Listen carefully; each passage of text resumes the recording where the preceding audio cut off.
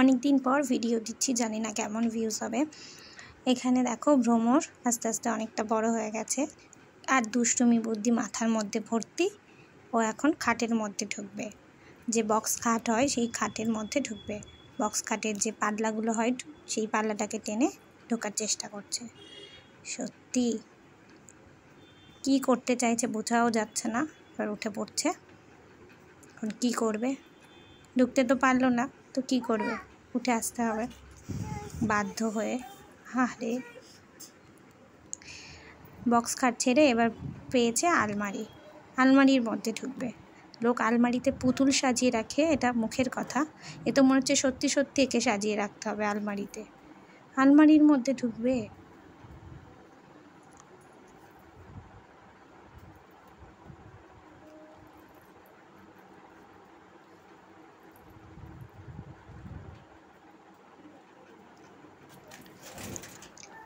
উফ, এরপরে এসছে শাড়ি পরা। এবার শাড়ি পরবে। দাদা ওকে বলছে ঠিক করে দিই শাড়িটা, দাঁড়া, কিছুতেই শুনবে না।